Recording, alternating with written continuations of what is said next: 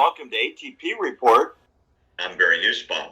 Before we get started with our very special guest, Clare Lopez, today, I want to remind viewers to text TRUTH to 88202. You'll get signed up to be on the American Truth Project's mailing list. You'll get episodes and articles like what we're doing now on your cell phone. It's always free, or you can go to our website by typing in findbarry.com. You'll go right to ATP. You'll be able to sign up there. And again, it's always free. So today, Clare Lopez is back, formerly of the CIA, and for the last decade or so, the Vice President of Research at the Center for Security Policy. Clare, welcome back. Thank you, Barry. Good to be with you.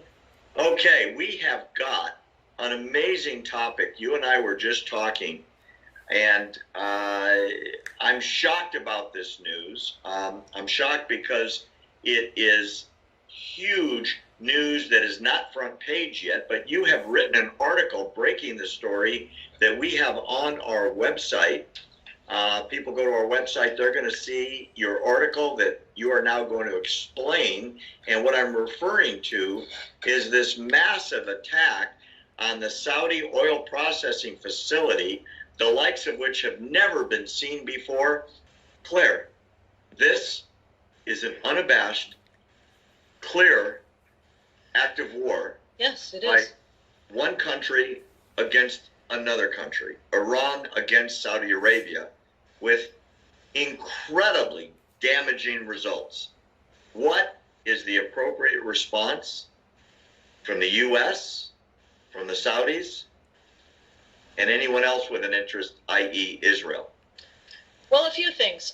One, because the attack was against, and it was such a devastating attack against these Saudi facilities, it really affected the global flow of the incredibly, vital supplies of oil. And as I've mentioned, some of our East Asia allies do not produce oil, do not have any access to oil themselves. They must import. Others of our allies around the world depend on oil. Oil makes the modern world go round.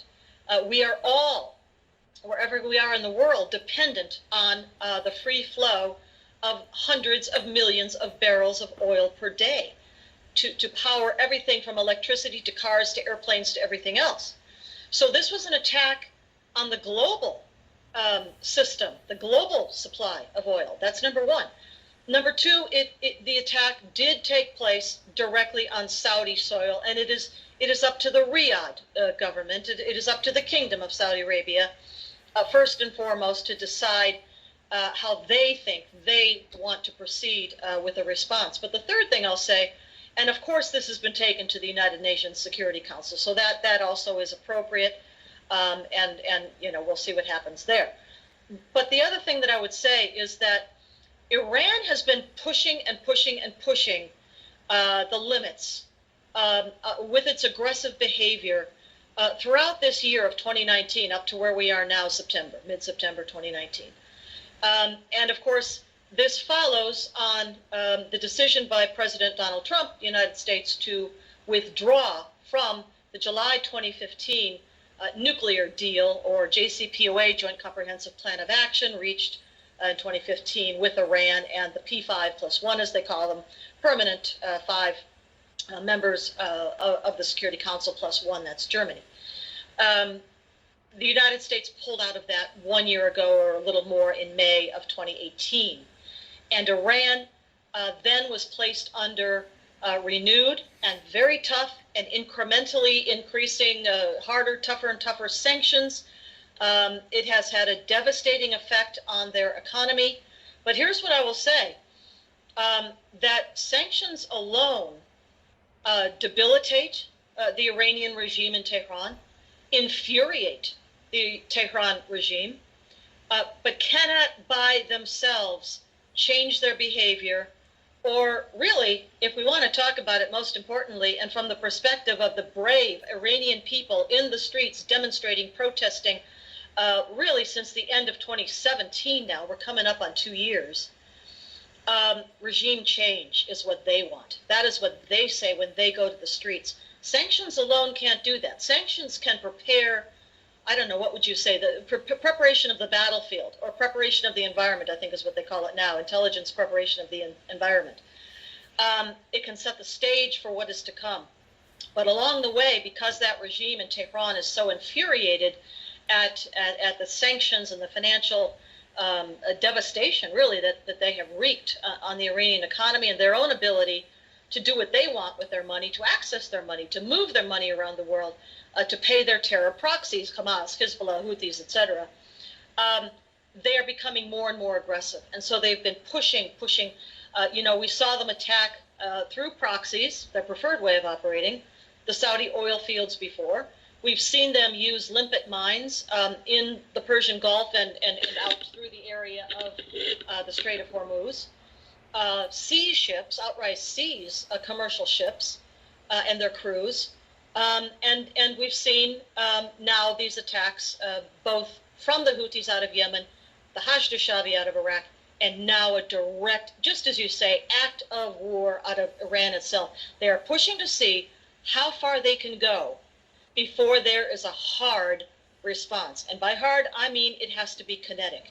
It must be kinetic, it must be hard, and it must be pretty soon. Do you predict it will happen? I think it must, in some way.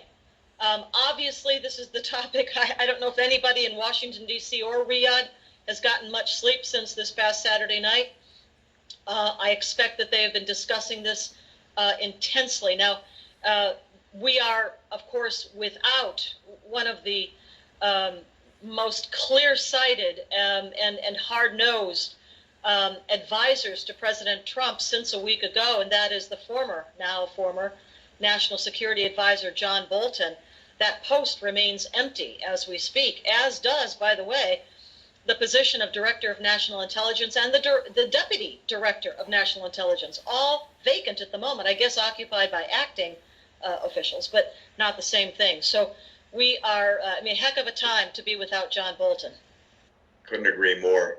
I think the next couple of weeks, Claire, are going to be incredibly active, both in terms of intelligence and strategic planning by both the United States and Saudi Arabia, and eventually, and I think you're right, militarily by our fleet, supporting in probably a support role, something coming from Saudi Arabia. Because what I'm most concerned about at this point, if a declaration of war wasn't issued, but an active war took place, and there is no, as you said, kinetic response, it will embolden them for more crazier, outlandish acts of military interference with the security and normal operations of that side of the world. And I'm afraid the next one may actually be worse. Claire? It could be. And if I might add one very quick note, I don't know how much time we have left, but think about this.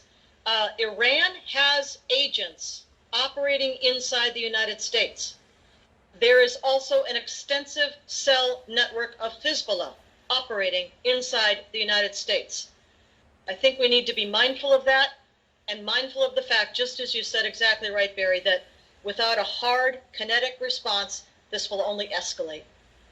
Claire, we will leave the United States security to the next Clare Lopez appearance. I'm dying to ask you about that. But for now, thanks for joining us. Thank you. And thank you for visiting us on American Truth Project. Remember, you can find Claire at her website, the Center for Security Policy, and you can sign up on our website, americantruthproject.org.